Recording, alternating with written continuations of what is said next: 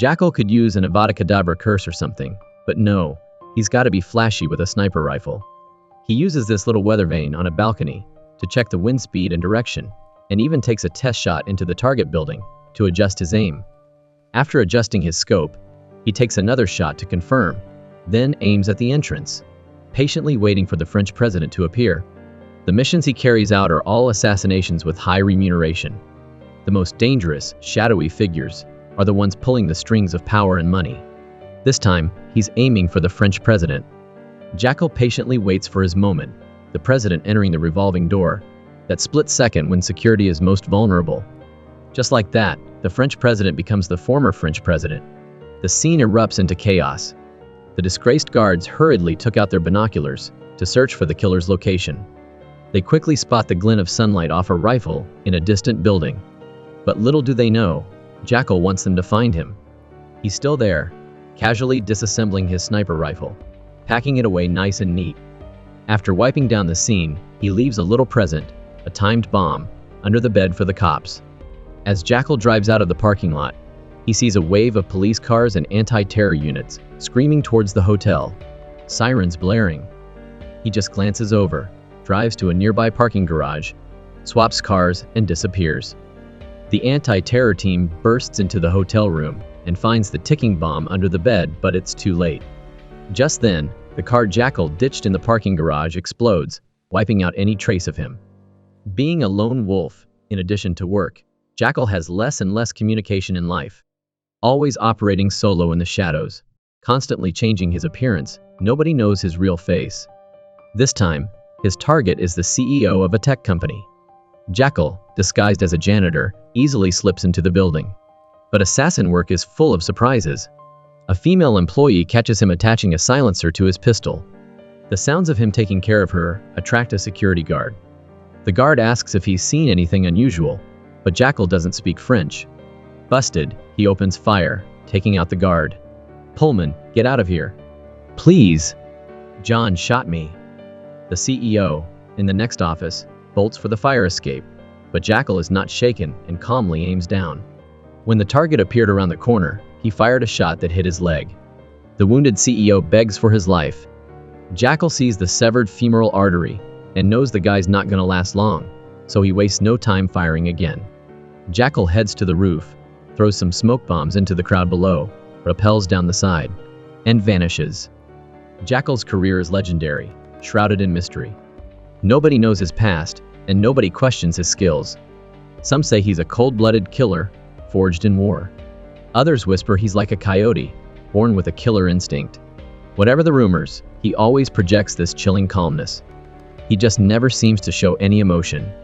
The president's assassination has all of Europe on edge. A British intelligence agent, Bianca, is called in to investigate. When she hears the assassin's nest is 2.3 miles away, that's 3,815 meters, she's stunned. The world record for a long-range sniper kill is 2.2 miles, 3,540 meters. And no rifle was found at the scene, meaning the assassin took it with him. Hotel security footage captures Jackal leaving, the sniper rifle disassembled and packed in his suitcase. Bianca asks for the suitcase's dimensions. A Shaytak M200 intervention rifle, with its massive scope, is almost 50 inches long. The barrel alone is over 40 inches, that's over 3 feet. There's no way it fits in a normal suitcase without sticking out. A sniper who can make a shot like that, his rifle is his life. He will not leave it at the scene. This means a custom-built rifle, with a barrel that breaks down into 2 pieces. Hearing this, the French security personnel immediately objected. A takedown barrel is like the holy grail of gunsmithing. In the world, there are only a few guns that can be disassembled and assembled while ensuring accuracy when shooting. But Bianca has intel. A gunsmith named Norman Stoker has been trying to crack this for years. He's been off the grid since a 2018 hit in Stockholm, but she has ways of finding him. The gunsmith builds the gun. The assassin buys the gun from the gunsmith. They intend to rely on that clue to find the person who killed the president. Meanwhile, Jackal sold his villa in Germany and skipped over to England. He logs into the dark web assassin network at an internet cafe. While waiting for the rest of his payment for the president hit, suddenly, he gets contacted by someone claiming to be a huge fan. They've got a project he might be interested in. but it's too sensitive for the web. They need to meet face to face. Jackal names his price as a cool $1 million just for the meeting. Half up front, the other half when they meet. Non-refundable, deal or no deal. The woman follows Jackal's instructions, showing up alone at a secluded lakeside cabin. She offers him $10 million to assassinate the head of some organization. Jackal just smiles. Multiply that by 10, he says, and then maybe we can talk. The woman's jaw drops at the mention of $100 million. She needs to talk to her bosses. She turned around and Jackal vanished. Back home, Jackal checks his accounts. 24 hours have passed, and the 3.75 million euros for the hit is still missing. He contacts his client. The response? 2 words, no payment. Jackal can't believe someone stiffed him. He calls his bank. 3.75 million was deposited 14 days ago. I need to know where it came from. His wife, Emma, notices something's bothering him. Jackal explains that a business partner welched on a deal, but it's more than just the money. If word gets out that someone stole from him and got away with it, it'll ruin his reputation. His wife replied, "Stealing from you is stealing from our whole family. Give me his address, and I'll help you get it back." She had no idea Jackal was a hitman. They thought it was just a simple financial dispute. Jackal quickly turned down her offer. Meanwhile, Bianca, the lead investigator on the murder case, reached out to her informant, Allison, who went by the alias Jimshare. Her ex-husband is Norman, the gunsmith. He's the only one in the world who could build a takedown sniper rifle capable of a 4.0-meter shot. Bianca saved Allison's life on a previous mission, but now Allison's in trouble. Her daughter, Emma, got caught up in a protest, clashed with the police, and is in jail. Allison hopes Bianca can pull some strings to release Emma. In exchange, she'll give up Norman's location. Unexpectedly, Emma suddenly dies in custody due to a medical condition. Bianca, feeling awful, has to trick Allison into revealing Norman's number before she can tell the police to release her daughter. Meanwhile, in a New York skyscraper, the woman who offered Jackal $10 million is reporting back to her boss. He wants the best, but $100 million is way over budget. However, their target is Elon Musk, the richest man in the world. If they can take him out, $100 million is a small price to pay. Why do they want Musk dead? It all comes down to his upcoming program, The Flow. Rumor has it that could usher in a new era of global financial transparency and economic equality. Opinions are sharply divided. Some think it could bring about true economic fairness, while others believe it'll plunge the world into unimaginable chaos. In a recent interview, Musk was asked why the richest man in the world cares so much about economic equality. "Everyone should," he replies. "Money should flow like water. Right now, it flows into the pockets of the wealthy and stops there, instead of flowing into the reservoir for future generations. The only way to break this is complete financial transparency." Would you be willing to have everyone see your bank accounts? The interviewer asks. "I have nothing to hide," Musk says, "but some people are hiding a lot." And the flow is strong. Looking at this, the boss is determined to spend $100 million to get rid of Musk before he launches the flow. That day, Jackal was celebrating his son's birthday with his family when he got a call back from the bank. They couldn't trace the sender of the payment, only that it came from an account in Munich, Germany. Jackal told his wife he had a work emergency and needed to leave. She dropped him off at the airport, but he just went to a different level, grabbed a cab, and took off. He went to a secret safe deposit box, picked up a new passport for a fresh identity, and headed to another airport. But while in a taxi, his wife, who'd just bought flowers on the roadside, spotted him. She immediately tried calling, but it went straight to voicemail, making her begin to suspect her husband. In another development, while reviewing the security footage, Bianca noticed Jackal's backpack. Although he had ripped off the brand label, zooming in revealed a resemblance to a double-peak mountain design. The footage of Jackal assassinating the tech company CEO showed him using a Browning Mark, the third compact 9mm pistol. It was clear he could have chosen a weapon with more firepower. So why did the hitman opt for this less powerful handgun? After further investigation, Bianca confirmed that the assassin was British. The Browning Mark, the third compact 9mm, was the standard sidearm for many British military units until a few years ago, and his backpack was made by a small startup company in England. This backpack, called the Perfect Pack, had only been on the market for 8 months and was only sold in the UK. Typically, snipers have spotters, but this assassin was different. Both times he struck, he acted alone. He might have served in the British military. We can track this assassin down through this angle. Jackal's on the move when he gets a text from an American woman. They set up a meeting at a park. The $100 million payout is huge, and it's their first time working together, so they can't front him the full $50 million advance. They offer $20 million to get the ball rolling. Jackal thinks it over and agrees. He's looking to retire after a few more big scores anyway. The woman's got a deadline. The target has to be eliminated before the 28th, the day the flow is released. Otherwise, the deal's off. For future comms, she'll use the codename Rodan for the target. He needs one too. How about Coyote? Jackal disguised himself as his representative and went to the bank to investigate the origin of the 3.75 million euros. He learns it came from a corporate account belonging to a company called Hagwillis NM. We cannot disclose their information, but their corporate registration information can be looked up online. After searching online, Jackal does some digging and finds out Hagwillis NM's parent company is Akfort, just run by a guy named Elias. Meanwhile, Bianca leads a SWAT team to raid Gunsmith Norman's place. But he set a trap, and the team takes heavy casualties. Bianca chased and continuously fired at Norman, but he stole a car and escaped. After calling for backup though, Bianca finds a briefcase Norman ditched in the bushes. Whatever's inside is valuable to him. Back at headquarters, Bianca gets chewed out by her superiors. They sat on the news of the girl's death and didn't report it for over 36 hours. A major breach of protocol.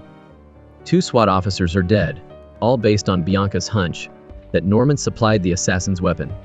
Her superiors order her to stand down and drop the investigation. However, Bianca took the suitcase that Norman left on the table, opened it, and assembled the contents. As she assembled it, she said, "This morning, I brought this suitcase through customs. I never thought I could bring a sniper rifle through security so openly. It didn't even set off the metal detector. This gun must be a prototype designed by Norman. The assassin used it to kill the president." Bianca's colleague, who was part of a special forces unit that trains snipers in England, got a list of top snipers that fit their requirements. However, when they heard they were looking for a sniper who could hit targets from 815 meters away, the trainer said he'd never seen anyone do that. At least not anyone on this list. Before leaving the training, none of them could do it. In this operation, 2 of Bianca's colleagues died, and she was the only survivor. So, she's being closely investigated by the authorities. Although her salary isn't low, her family's financial situation isn't good. It's not impossible that she was bribed to betray her teammates. In the world of espionage, anyone can lie. Trust no one until you've thoroughly investigated them. After the meeting, Bianca's superiors pull her aside. There's a mole in the department. There's no way Norman could have known about the raid without inside information. She needs to be careful and keep her intel close to the vest.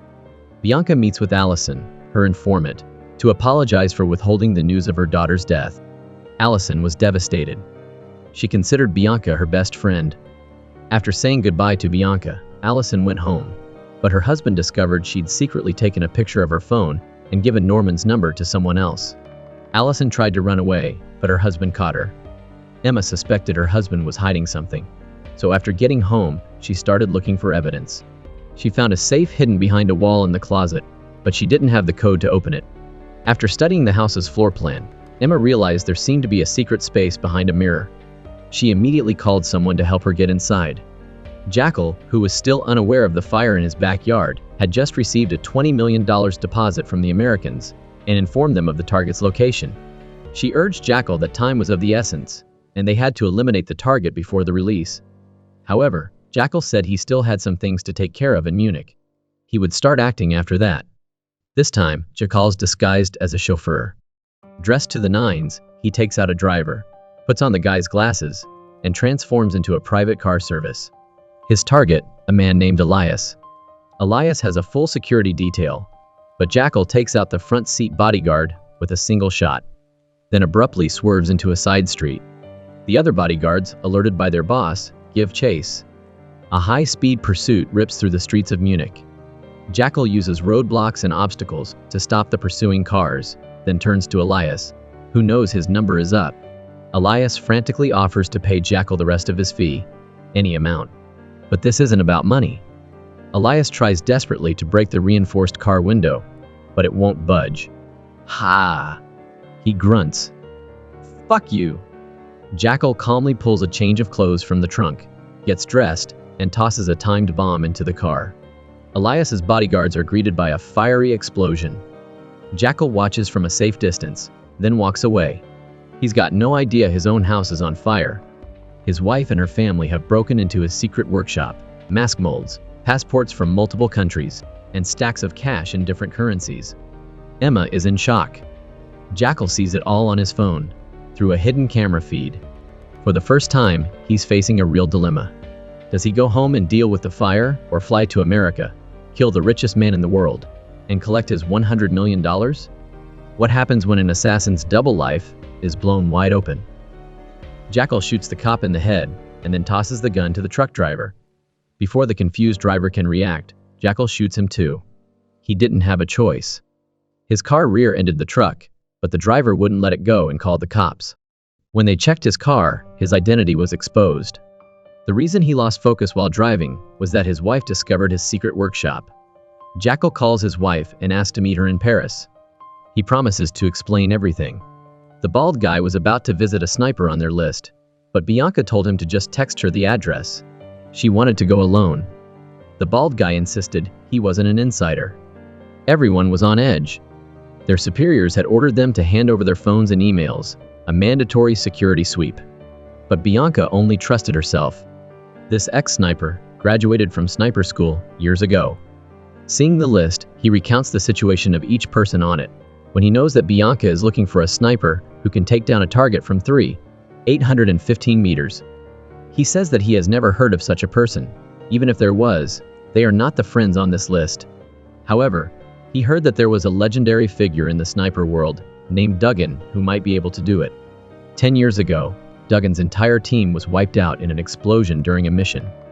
Bianca's skeptical, so she calls her bald contact and asks him to dig up info on Duggan's supposed death a decade earlier. Jackal's fancy BMW is banged up from a crash. He gets to his hotel, immediately ditches the license plates, and wipes down the interior to get rid of any fingerprints. Worried his car might be spotted, he even steals a car cover from a neighboring car to hide it. Then Jackal waits for his wife. He sets up his sniper rifle, aiming it at a safe, and puts on his wedding ring. Not long after, his wife knocks and walks in. Without a word, she slaps him. Jackal admits he's been lying to her since before they even got married. But he insists his love for her and their child is real. He was afraid that if she knew the truth about him, he'd lose them both. So, what's the truth? What does he do? I was a problem solver. What does that mean? When big companies and multinational corporations have serious issues, they send me in to fix them. Problem solving? She asks. You kill people? No, I don't kill people, Jackal explains. He says he's in corporate espionage. Because it's illegal, he sometimes has to use fake identities. Sometimes he has to bribe people. A lot of the people he investigates are billionaires. They're dangerous, so he carries a gun for protection. Emma is swayed by his words but still worried for his safety. Here's Jackal promise. He only needs 2 more weeks, then he's done for good. Once this job is finished, we'll have enough money to live the good life we always wanted. Please, no more lies. No more lies. Meanwhile, an American finance tycoon is discussing the Jackal of the Steppes. Despite accepting their assignment, he still killed a man in Munich, making them worried. He was going rogue and wouldn't finish the job they paid him for. A woman in the room argues that, yeah, time is tight, but they won't find another hitman as good as the Jackal. Just then, they get new intel. The Jackal killed that guy in Munich because the guy stiffed him on a previous hit. The tycoon's whole attitude changes. The Jackal went back to Munich, knowing the cops were all over the place looking for him, just to collect a debt. The tycoon sees this as proof of Jackal's discipline and professionalism. Still, to be safe, he sends the woman to keep tabs on the Jackal and make sure he stays on track. In a completely different scene, Larry, furious that his wife Allison cheated on him, has murdered her. He then uses Allison's phone to text Bianca and set up a meeting. When Bianca shows up, Larry jumps out of the shadows and attacks her with a knife. Bianca manages to fight him off and escape, running along the river. Luckily, some people walk by, and Larry can't pursue her right there. Bianca calls her boss for backup, while luring Larry toward a bridge up ahead. Headquarters contacted Vince, the nearest agent, to help Bianca. Together with the police, they cornered Larry by the riverbank, but Larry was incredibly agile. He jumped onto a small boat passing by and escaped. When Bianca and the police arrived at Allison's house, they found her dead. Larry, on the run, clearly had no intention of letting Bianca go. He had someone investigate Bianca's address, and went there, using her daughter to force her into submission. Unexpectedly, Bianca shot Larry in the leg. She didn't kill him, she just wanted to get information out of him. She's trying to find out who hired the hitman, Norman. Elon Musk, the richest guy in the world, is on an island in Estonia, and his assistant told him someone hired a professional killer to take him out. But Elon isn't backing down. He wants to see if this killer can get past the island's super secure defenses and take him out. But Jackal has no intention of going to the island to kill him. He got to the Talon Event Center, where Musk was holding his thing, and found a good spot to do the job.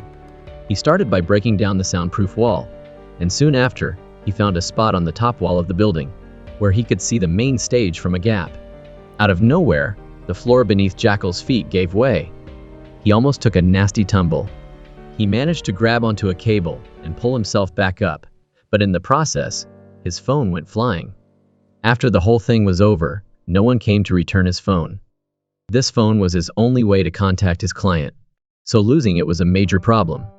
Jackal eventually found his phone lying in the middle of the stage. Before leaving, he memorized the name of the security guard on his phone because he might need it when carrying out the assassination. But back at the hotel, he found an uninvited guest in the room. He sighs, locks the door, confronts the woman, staring her down. She's unfazed, calmly saying, "You took $20 million from us, but acted arbitrarily in Minsk if I did not come. If you do not act, they will resort to extreme measures. You don't want to mess with these people. They're way more powerful than you realize. If you do not believe me, just ask Norman Stoker. She's his handler, but she's not going to babysit him. She'll be in Talon until the job's done, and he can reach out if he needs anything." As he left, Jackal glanced back at a group of elderly people fishing. Among them was a woman with a cast on her leg, who was still absorbed in fishing. Back at the hotel, he went deep into the dark web to contact Norman. He needed a special weapon. Norman texted his number, and Jackal called.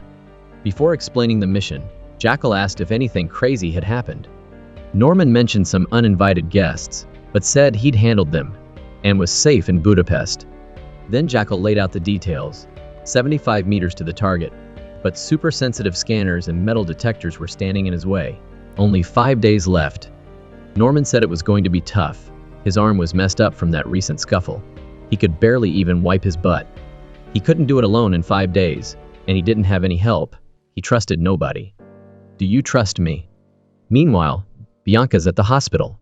She kicks out the cops and then uses a pillow to silence Larry. After a few near suffocations, she gives him an ultimatum. They're not killing Norman. Larry can either face life in prison, or tell them where Norman is. They'll let him go to take care of his wife. After nearly choking to death a few times, Larry finally cracked, and told Bianca that Norman's in Budapest. He didn't have an address, just some vague details. A tiny village a couple of miles from the airport. White building, horse farm next door, coffee shop on the corner. Back at HQ, he spilled the beans to Bianca. Duggan? Lone wolf. Super detail-oriented. A natural-born sniper, his unit took out Taliban leaders, but he was killed in action by an IED back in 2013. Bianca's about to head to Budapest with Vince, but it's top-secret stuff, so she has to meet with her boss, Seif Beck, to get the green light and make sure she has everything she needs. Meanwhile, Jackal's already in Budapest. Norman, his buddy, takes him to his secret armory, which is a gun lover's paradise. Jackal lays out his crazy plan. He wants to hide a gun inside a cast shoe. The cast shoe is made of plastic and polymer. It'll breeze through metal detectors.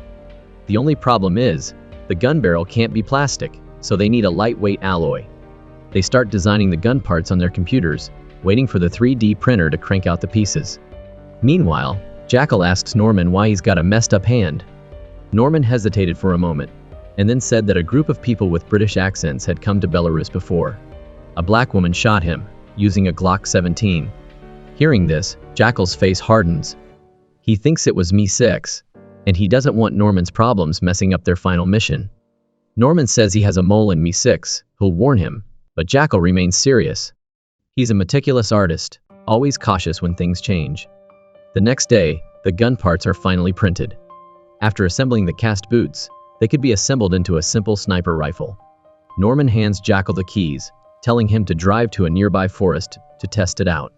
He warns Jackal that the plastic body isn't super strong, only good for 7-8 shots. Play it safe, try to minimize test fires. Jackal drives to the forest, hangs a watermelon 75 meters up a tree, and starts test firing with plastic rounds to 0 in the scope. After confirming that there was no problem, he took out a metal bullet and inserted it into the barrel. The new weapon was tested, and Jackal felt quite satisfied. On his way home, he stops for a coffee. Suddenly, he spots Bianca's car circling nearby. It turned out that Bianca had found Norman's location and called for backup to prepare for an attack. The power went out. Jackal anxiously called Norman, but he was already drunk when he heard the phone ring. Norman deleted the print history on the computer. At this time, Bianca led people to rush in. This time, learning from the previous experience, Bianca had people surround Norman from the front and back, easily controlling him. However, he still refused to reveal Jackal's name. Bianca discovered Jackal's backpack next to her, guessing that the coyote must be nearby, planning to ambush him and wait for him to appear. Norman realizes he's been betrayed by his brother Larry and gets up. Just then, he took a bullet for Bianca. Jackal fired, but the guy jumped in front of her, taking the hit. While Jackal was reloading, Bianca ducked for cover and signaled her team to surround him. Jackal was cornered near a stable. He jumped on a white horse and took off. Bianca was right on his tail in her car, chasing him until he disappeared into the woods. The female driver just stepped out of her car. She's hit by a bullet. Luckily, she was wearing a bulletproof vest, so she wasn't seriously hurt. Jackal's gun has limited ammo, and surrounded, he had no choice but to run away in desperation. He ends up jumping off a cliff into the water below. Not long after, he surfaces further down the river. It starts pouring rain. Jackal finds a warehouse to take shelter. Unexpectedly, the owner finds him and puts a gun to his head. Jackal tries to fight back but gets knocked out cold with the butt of the gun and hung in the air. Who would have thought the top assassin, who's taken out presidents, would be hanging upside down on the floor like a petty thief? He's got only 4 days left before his next mission, and Jackal is desperate to escape. But then, the big, chubby guy just lets him go and gives him a rude gesture to get out of there. But as soon as Jackal stood up, he spotted the sniper rifle hidden in the hay. Looks like this one's going to be tough to get out of. The big guy dragged Jackal back to his house, despite Jackal's repeated gestures that he could pay to resolve the situation. Communication was a problem. The big guy didn't understand Jackal's pleas, but he heard the word euro. He immediately called his brother, bragging about apprehending a foreigner with a strange-looking, high-tech rifle. The guy was talking about money. His brother was sure they could completely fleece this guy. Fortunately, among the workers on his brother's farm was someone who spoke English, Laszlo. Laszlo spoke with Jackal. Learning Jackal wanted to pay his way out, Laszlo relayed the message to his boss with a simple message: money not used is wasted. The older brother immediately grabbed his weapons and headed to his brother's farm. But before they could go far, the police stopped them. The cops told them about a foreign assassin who's been spotted recently. The guy said, "If we catch him, we get a reward, right?" The cops were surprised but serious, telling them to stay away from him. He's dangerous. The guy knew he was about to get a big payday, but he didn't know that the waiting for him was the abyss of death. While waiting for his brother, the chubby guy kept forcing Jackal to try the bread he made. Jackal was struggling to find a way out when suddenly, help arrived unexpectedly. Just as Jackal was packing his things to escape quietly, his brother called him, but the phone went straight to voicemail. He left a message warning his brother to be careful because the foreign guy was very dangerous. He didn't know that his brother had already died a long time ago. Jackal tried to start one truck, but it wouldn't turn over. He had to switch to another. Just as he was inserting the key, the older brother burst in. While the two were searching the house, Jackal quickly started the truck, its engine roaring to life. The older brother rushed out, aiming his gun at Jackal. In a heart-stopping moment, Jackal finally got the truck going, but unable to look ahead. The truck crashed into the curb, getting stuck in a pile of tires. Seeing his chance, the brother rushed to avenge his brother, but when he opened the car door, Jackal was gone. A gunshot rang out from under the car, and Jackal stood up before Laszlo's horrified eyes, without a moment's hesitation.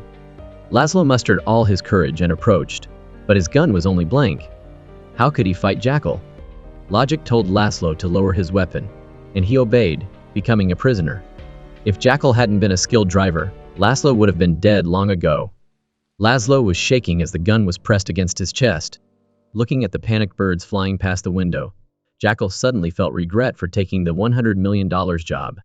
Now he had nowhere to run, just a desperate attempt to survive. He grabbed Laszlo's phone. After a moment of hesitation, he decided to call his wife, sharing that he was in a big mess. His voice was filled with emotion as he told her that this could be their last call. He then told her to take good care of their son and that he loved them very much. This should have been a heartbreaking and desperate call, but surprisingly, his wife didn't panic at all. Instead, she asked Jackal where he was and what she could do to help him. That single sentence ignited a spark of hope for Jackal. He immediately told his wife to bring him a suitcase. The wife didn't even suspect a thing. She still thought her husband was just a regular businessman, just hoping he would complete the mission and return home safely. After the call, Laszlo drove Jackal to the city. Hearing the news about the manhunt on the radio, Jackal was lost in thought. At another location, Bianca received the news and went to the crime scene at the farm. The police said they found many fingerprints, matching the ones found at Norman's hiding place. Enough to prove the fugitive was Jackal. Bianca was about to continue the pursuit when she received a call from her superiors. He ordered her to return to the headquarters immediately. Because the superiors had raised the priority level of the Jackal manhunt to the highest level and named the operation Anubis, they wanted her to return to lead. Although it was not the right time, the order was unbreakable.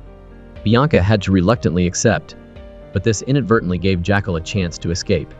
As a top assassin, Jackal shouldn't have been so trusting, but Laszlo's words saved his life.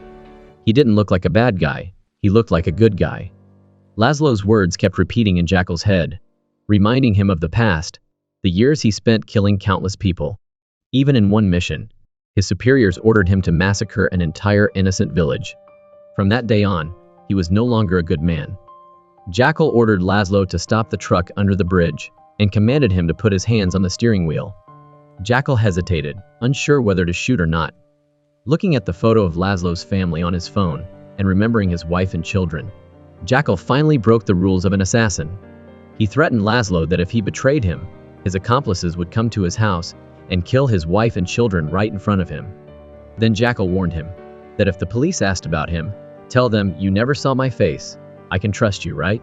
When Laszlo was done, Jackal was gone. He laughed loudly as if he had just escaped death.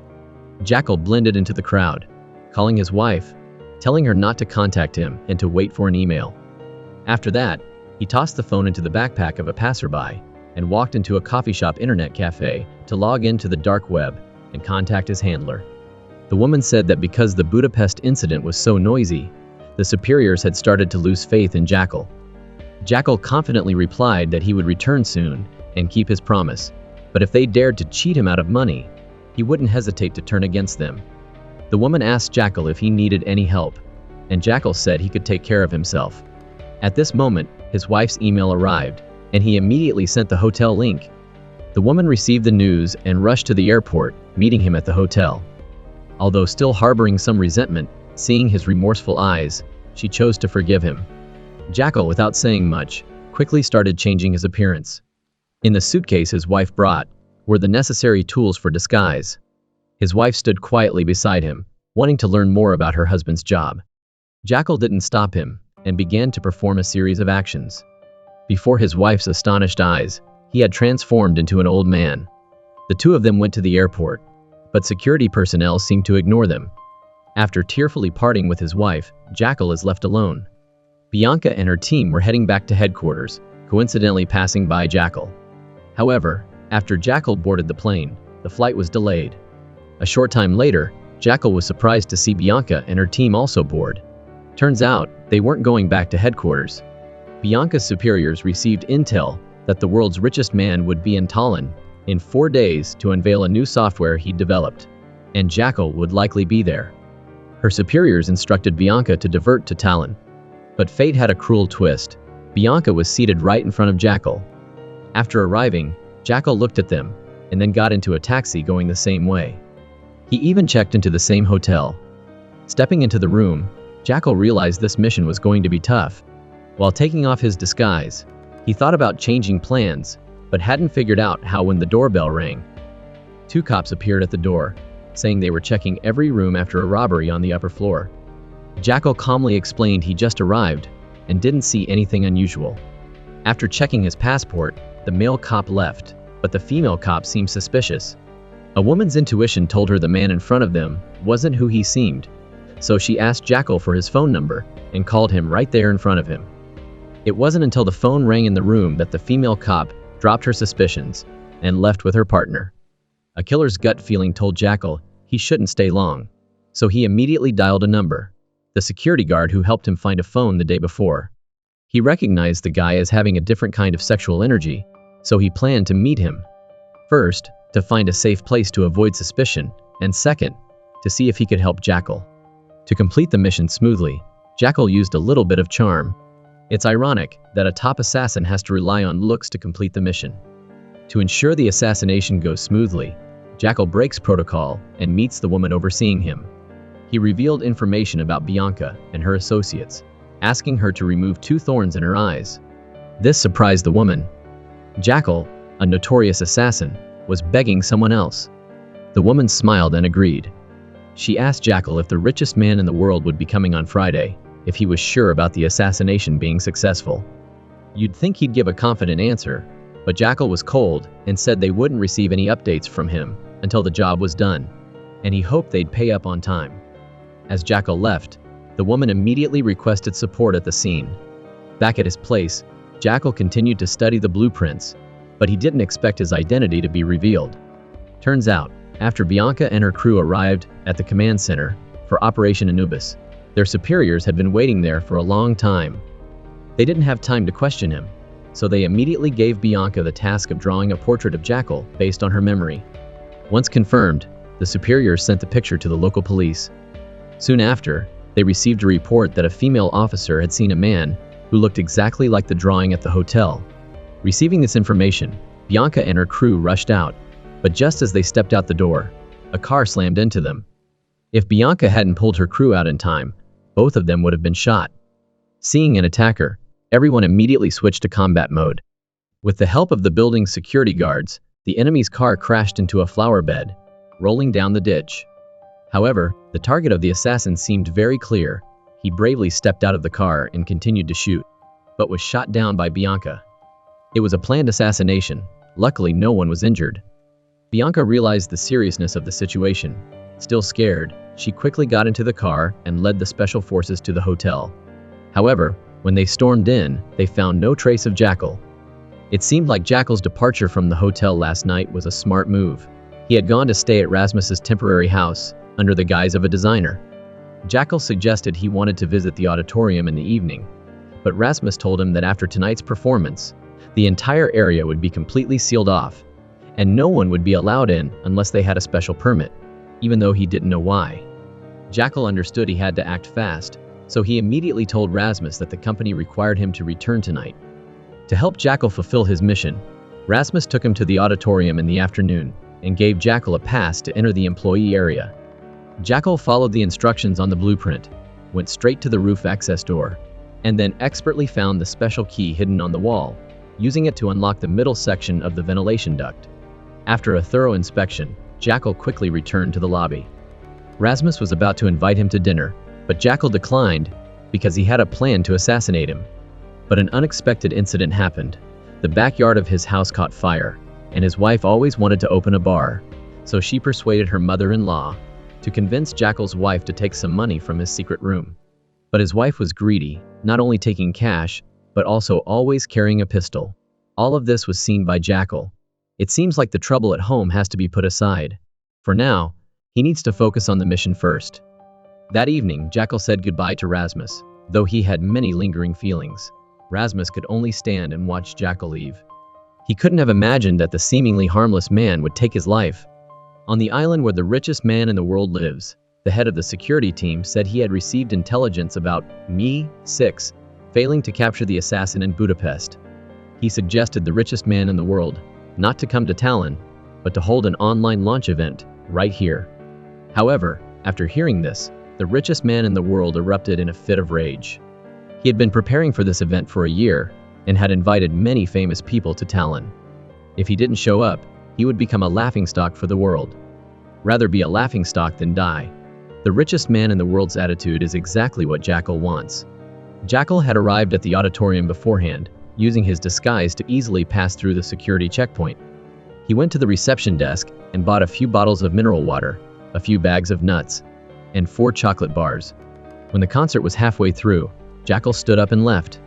Reaching the hallway, he expertly opened the stairs, then went to the location he had surveyed beforehand, closed the cover of the ventilation duct, and hid in the middle layer, waiting for the richest man in the world to appear. Before the premiere, Jackal took off his cast, disassembled the boot, and reassembled it into a sniper rifle, placing it beside him. With 2 more days and nights until the launch, he could finally get some proper rest. He quickly fell asleep, but horrifying memories flooded his mind, jolting him awake. It seemed his past was a wound he couldn't forget. Thankfully, he later met his current wife, who brought a little warmth to his life. The next morning, while Jackal was polishing his bank card, there was a footstep sound from above his head. Someone came to check the scene, but she didn't notice anyone under the floor. Bianca and her crew also arrived at the auditorium. She handed the fingerprint of Jackal to the head of security, hoping it would help them. However, no one expected that although the building had been sealed off and equipped with the most advanced scanners, Jackal had snuck into the auditorium a day earlier and hid in the middle layer. To ensure safety, everyone searched the hall again. Bianca even brought Jackal's clothes out for the crime scene dog to sniff. Jackal watched it all, but showed no worry. After enjoying a chocolate bar, he drifted off to sleep. This time, no haunting memories. Instead, he dreamt of his wife. He dreamt of the day he mustered the courage to ask Emma out to dinner, and how she had agreed. They'd started from there. Recalling her beautiful face, Jackal fell asleep, tears in his eyes. The long night finally ended, and the software launch day arrived. Jackal began preparing. To get into the best possible shape, he did some light warm-up exercises. Bianca and her team were also in the hall, ordering a full building sweep once more. Everyone acted quickly. Bianca, following the team, ended up on the roof, directly above Jackal, but didn't notice anything unusual below her. Jackal breathed a sigh of relief. The world's wealthiest individual was on the way, and other guests arrived, all under tight security. While the host was getting the crowd hyped, Jackal prepared to move to his sniper position. Hearing security personnel approaching, he pushed through the security barrier, grabbed his weapon, silently moved behind the officer, and quickly took him out. He then swiftly used a credit card to slit the throat of another person. The host is now bringing out the richest man in the world to the stage. Jackal raises his sniper rifle. On the TV screen, the mastermind and the woman overseeing everything are both nervously watching. But assassinating the richest man in the world isn't easy. Just the bulletproof glass in front of him is enough to stop any bullets. All Jackal needs to do is wait for the right moment. For the moment, the target is careless and sticks his head out. But another gunman's appearance disrupted Jackal's plan. He quickly fired another shot, but the target was gone. The guards surrounding the richest man in the world made it impossible for Jackal to find a good position to shoot. Bianca also spotted Jackal's position and quickly deployed a team to surround him. Seeing his plan fail, Jackal decided to run, blending into the crowd to escape. Despite the police trying to close off the area, the chaotic crowd wouldn't let them. In the end, Jackal slipped through their fingers. Seeing the police cars approaching, Jackal calmly walked down a different street. He thought he was free, but a voice called his name from behind. Turning around, he saw Rasmus. At first, Jackal didn't want to acknowledge him, but Rasmus chased him, forcing him to face his old friend. Looking at Rasmus's gentle and hopeful eyes, Jackal had to act. To avoid being exposed, he killed him. Watching Rasmus fade away, Jackal placed his body in a hollow on the side of the road and quickly left. That was the price he had to pay for loving a wild horse. And would Bianca be able to catch Jackal? It all depended on her next plan. Back in 2013 Afghanistan, if you don't look closely, you'd never know 2 people were hiding in the middle of a desert full of rocks. Jackal was still a member of the secret special forces and the best sniper in the world. Working with the Observer, his mission was to assassinate the leader of a terrorist organization. When Gary confirmed the target's identity, he ordered Jackal to fire, but Jackal thought it wasn't the person they were looking for. Gary didn't care about that. He just wanted to get rid of someone quickly and leave this hellish place. But Jackal ignored his teammate, stubbornly waiting for the target to appear. They waited for 6 hours until both of them were parched. Finally, the target appeared on the field. After determining the distance and wind speed, Jackal took a deep breath and squeezed the trigger. The mission went off without a hitch. The two quickly left the scene, showing Jackal's patience and ruthlessness at the time. As a reward, the team leader gifted Jackal an expensive bottle of liquor and permission to drink it in the compound. Then, he took everyone to the nearest city for a celebration. This event profoundly changed Jackal's life. While Gary was joking with him, a man accidentally bumped into Gary. An argument seemed imminent, but instead of fighting, the man offered, "I'll buy another round of drinks and invite you." Jackal didn't know that everything was part of this man's plan. The man's goal was to chat with Jackal. He wanted to hire Jackal to kill someone for a hefty sum. All they had to do was send someone. However, the military has rules, and individuals are not allowed to go out on their own, especially not to be hired as a hitman. But when he heard that killing someone would earn him 100,000 pounds, Jackal was moved by the reward. Because the amount of money they had to work hard to complete the mission was not even a fraction of this amount. But Jackal still held back his excitement. He said it was too risky.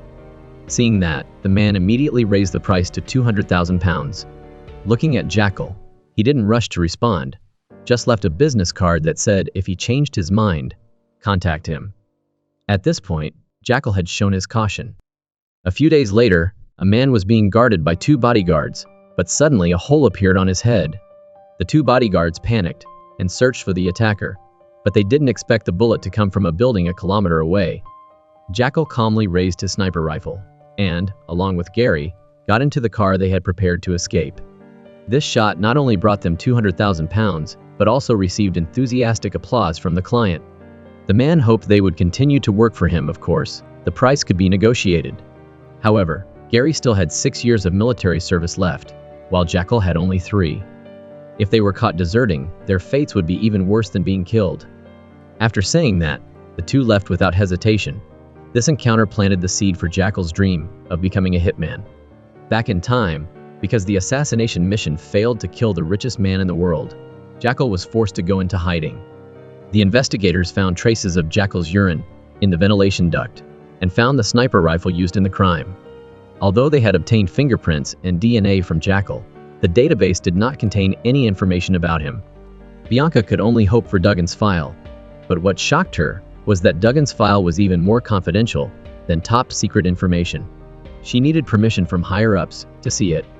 This only made Bianca more convinced that Duggan and his team had done something that the military and the defense wanted to cover up, so there was a reason to look at this file.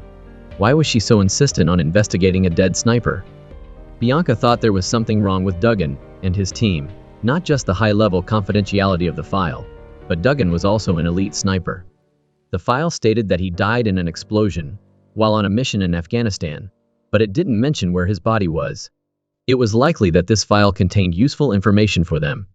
Since Bianca couldn't refute it, the superiors had to try to get access to the confidential files. But what no one expected was that Bianca's hunch was right.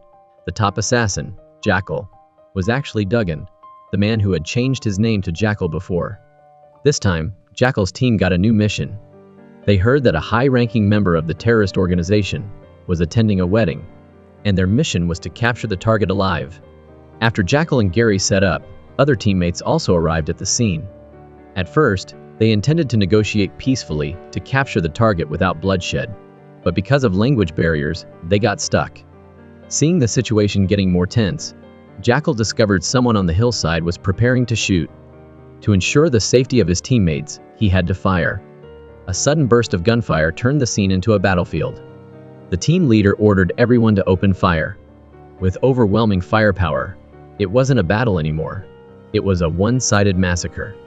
When the dust settled, Gary realized it was just a regular wedding reception, the intended target nowhere to be seen. Jackal and Gary rushed to the scene, but it was too late. After throwing a grenade, The captain led the others into the courtyard. They just started firing at everyone, no questions asked. The captain then realized it was just a regular wedding, but to cover up the massacre of civilians. Before leaving, he called in an airstrike, turning the wedding into dust, the perfect cover-up. Everyone else is laughing, but the scene leaves a dark feeling in Jackal and Gary's hearts, a feeling they can't shake.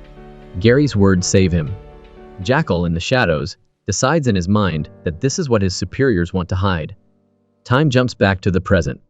MI6 has issued a global manhunt for Jackal. Jackal's brother-in-law happened to catch a news report.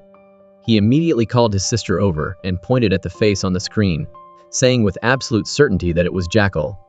After seeing the report, Jackal's wife frantically ran outside and called her husband, telling him she'd seen the news.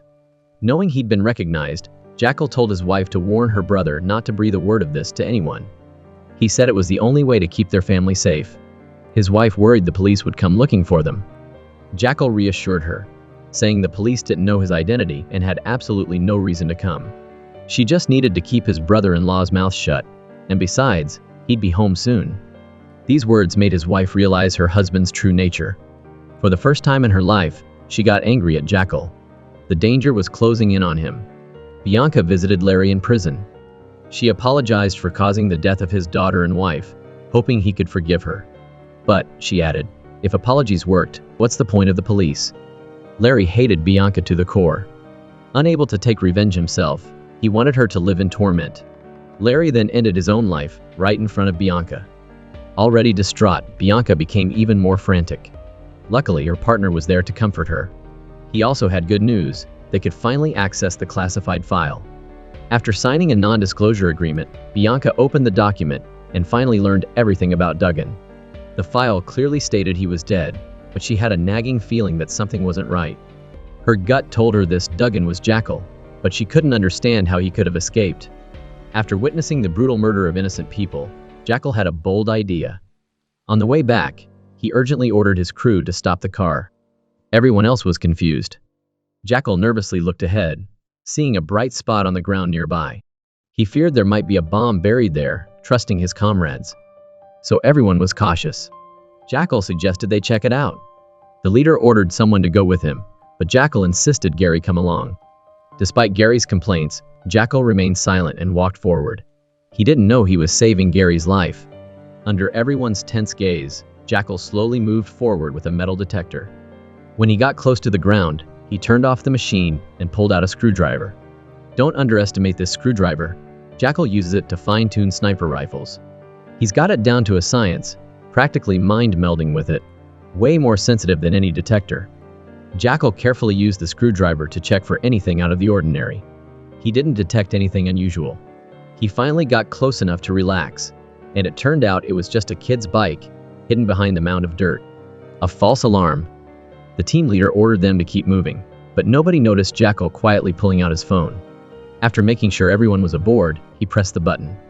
Gary didn't know what was happening, so he ran back to his teammates, panicking and looking for the attacker. It seemed like this was part of Jackal's plan. But because of what Gary said earlier, Jackal held back from attacking him. Gary asked Jackal what was going on, and Jackal urged them to move. "We have to go." Gary was confused. "Go where?" He said, "Somewhere they can't find us." From that day forward, the military lost a special forces operative, and the world gained a top-tier assassin. The name Jackal came from the truck Newt used to drive. The previous failure at Talon made Jackal desperate to prove himself and to cash out with that $100 million bounty. This time, he was prepared. If he doesn't succeed, he becomes someone's meal.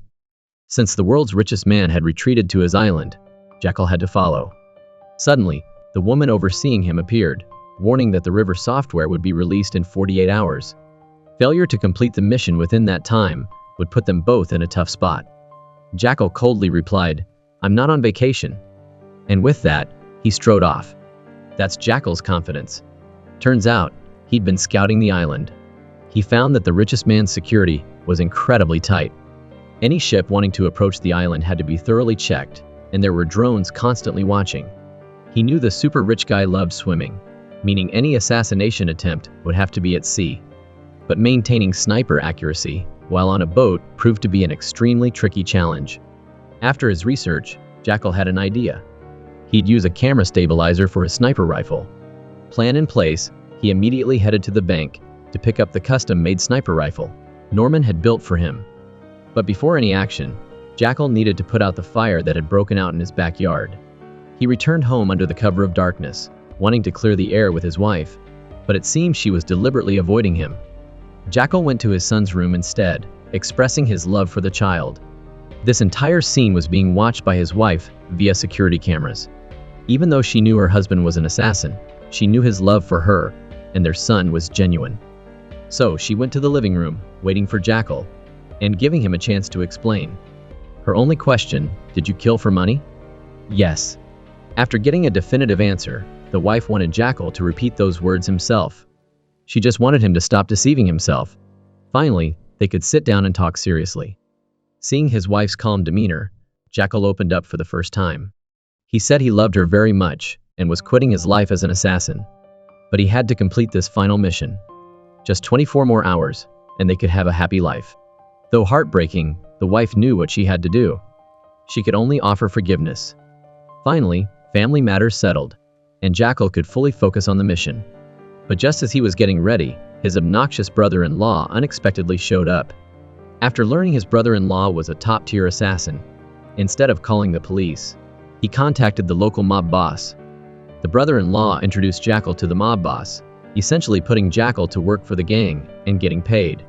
The wife, hearing this, was terrified. She knew her brother all too well. He was a useless, incompetent guy. She worried this would ruin Jackal's plan to retire, so she told him the whole story.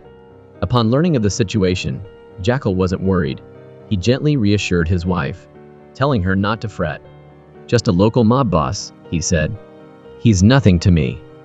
Then, Jackal sought out his brother-in-law, proactively requesting a meeting with the mob boss. Seeing his brother-in-law finally act decisively, the brother-in-law excitedly booked a table at a restaurant and left. Little did he know, Jackal had his plans. Jackal rented a yacht from a friend, loading it up with his gear. Back at the restaurant, neither Jackal nor his brother-in-law were visible, causing the brother-in-law to anxiously pace. Seeing the mob boss grow increasingly agitated, the brother-in-law poured him drink after drink to calm him down. But then, a blood-red stain spread across the tablecloth, signaling a shocking realization. The notorious mob boss slumped to the floor. Now the brother-in-law truly grasped the terrifying nature of his brother-in-law. Jackal's actions were a test of his equipment. Having achieved the desired results, Jackal could finally proceed with the assassination. You were a senator after all, Norman? Bianca was still poring over Duggan's file. The file revealed Duggan's former superior was still alive, so she went to the hospital to question Bob about Duggan. But when Bob learned Bianca was from I-6, he flatly refused to speak to her. Bianca, however, wouldn't leave. Whatever Bob said to her, when Bianca returned to her superior, she reported that she now had more information about Duggan. Bianca knew Duggan always operated solo, but he had a close associate, Gary, Duggan's former observer. So if Duggan was still alive, Gary might not be dead either. But her superior deemed this just speculation, not a lead. She decided to halt the investigation into Duggan. Allocating so many resources to someone presumed dead was unnecessary. The focus should be on apprehending Jackal. If Bianca persisted with the Duggan investigation, her Mi-6 clearance would be revoked. This information was a shock to Bianca, but a golden opportunity for Jackal. He approached his friend, saying he wanted to go fishing. Jackal used his wealth to get close to the island, where the world's richest person lives. But to succeed, Jackal had to kill his longtime friend, and then cover up the murder, making it look like the friend was asleep. The cold-blooded Jackal resurfaced. After regaining his composure, Jackal put on his gear and assembled the mount. This time, he still only had 4 bullets. After securing the sniper rifle, he connected the 2 components, quickly loaded 1 round, aimed at the island, and pulled the trigger without hesitation. Seeing the bullet hit the bullseye, Jackal finally relaxed. Now, all he had to do was wait for the target. Suddenly, the equipment alerted him. Through the scope, a drone was approaching. Jackal calmly covered the sniper rifle and picked up a fishing rod, pretending to fish.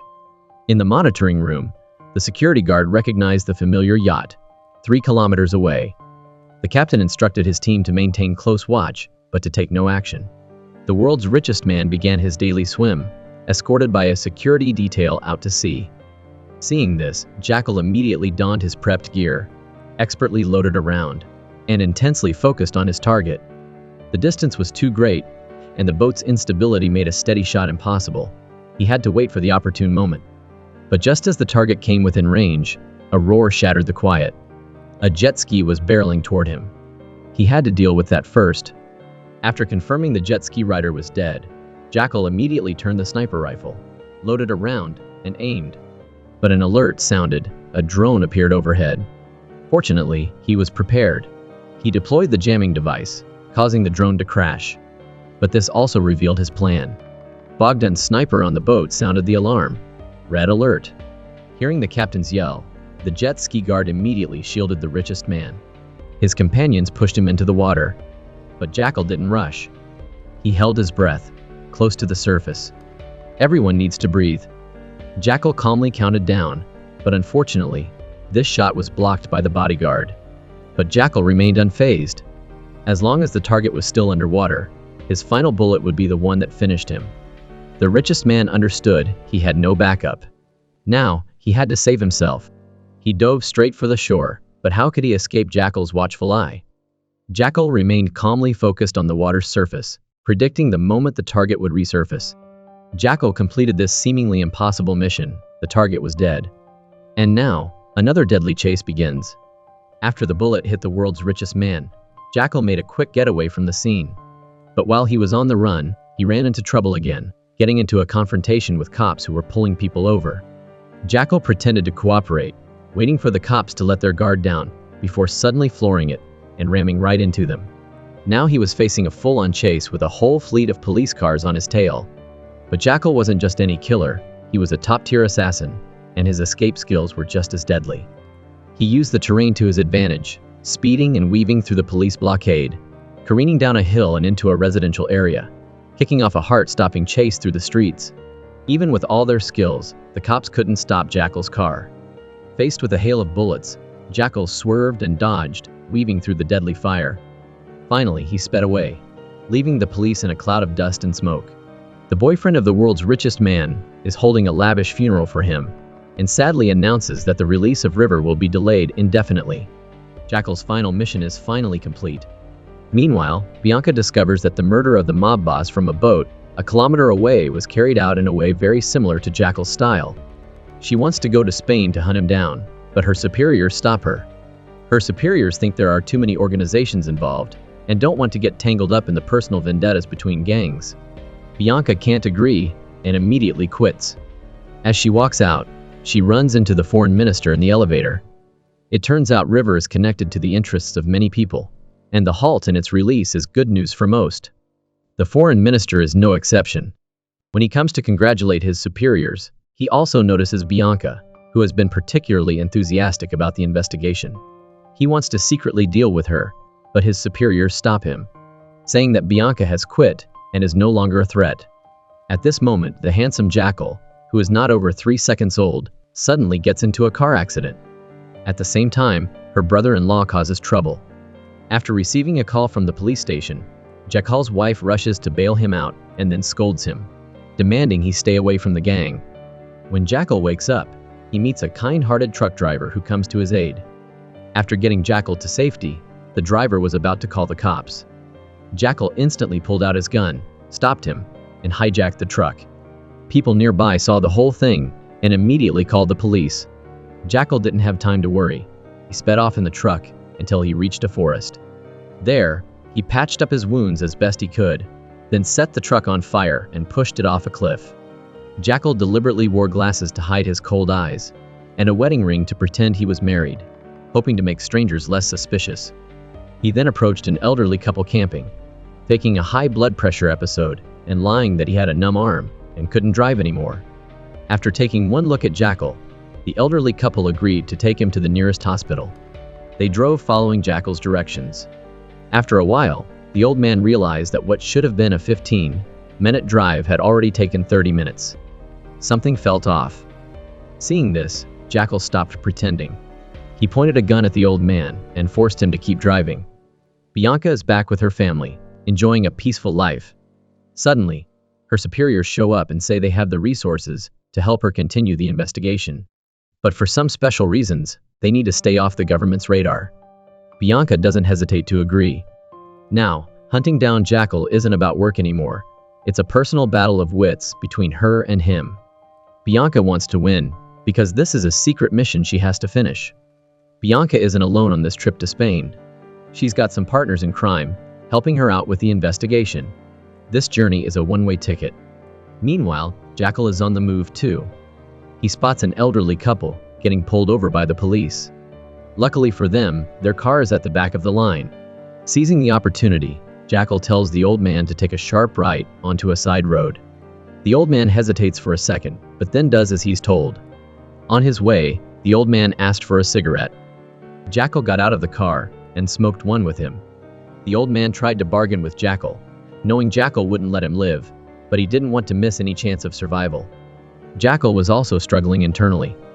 He rarely talked about his parents, who were as kind as this elderly couple who had once helped someone bad. So, Jackal felt a pang of sympathy. Once in the car, he made his decision. Jackal told the couple they would be staying there for the night. Unexpectedly, the old woman pulled out a knife and stabbed him in the back. Jackal grimaced, pulled the knife out, and looked at the woman in disbelief. Fearing Jackal would attack, the old woman charged at him, starting a fight. Because the car was so cramped, Jackal didn't have time to react, and got pinned down by the old man.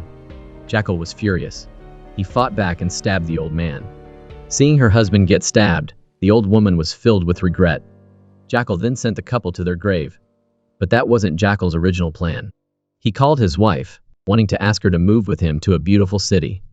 Even though he was a top assassin who could handle shocks, when he heard his wife's voice, Jackal couldn't hold back his tears. At that moment, Jackal realized he truly hated his life of killing. His wife heard the weakness in his voice and told him to come home so they could talk. Jackal rushed to get home. After packing up, he blew up his car with his wife's and hopped on a bus. Meanwhile, Bianca made a big breakthrough. When she went to the local police station to investigate the mob boss's murder, she discovered that Jackal's wife had reported it. The police couldn't help but mention his sister, who had married a young, wealthy man. Bianca recognized a clue and followed the trail to Jackal's address. Bianca and her partner immediately went there, but Jackal wasn't home. So she decided to lay in wait, decided to fight fire with fire. But Bianca's plan didn't work out. As evening approached, Jackal still hadn't shown up. Instead, his wife arrived with their son in a taxi. Bianca thought Jackal was being too careful and didn't want to personally pick up his wife and son. But the truth was, his wife didn't want to live with a husband who was so full of guilt and blood. She endured the pain and took their son away. Shortly after, Jackal, posing as a parking attendant, took the car of an unlucky guy who was heading home to pick up his kid. Bianca finally got her hands on her target. Seeing Jackal enter the secluded house, she immediately sprang into action with her accomplice. Jackal returned home, but his wife and kids were nowhere to be found. He realized his wife wasn't going to leave with him. That's when Jansona called, admiring Jackal, and warned him that the client was going back on their word, having sent an assassin to Spain to take both of them out. Luckily, Jansona had escaped earlier, so the assassin couldn't find her. Hearing the news, Jackal immediately started packing up his belongings, preparing to get out of there. But just as he slipped into a secret room, his brother-in-law, seeing the house dark, got curious and walked in to check. Bianca shot him dead. Bianca accidentally helped Jackal get rid of his annoying brother-in-law. The gunshot made Jackal alert. He immediately realized the danger. Unbeknownst to Bianca, she was standing face to face with her enemy through a transparent mirror. Jackal observed, determined the number of enemies, and attached a laser sight to his gun. By the time Bianca's accomplice noticed the red dot aimed at her head, it was too late. He tried to pull Bianca out of the way, but Jackal's bullet was faster. Bianca's accomplice was shot dead. "No one else has to die," Jackal said. "I just want to know who you are, who you work for. Why are you doing this, Duggan?" Jackal shot back. "Why are you doing this?" "Because I like to win," she replied. "Me too," Jackal agreed.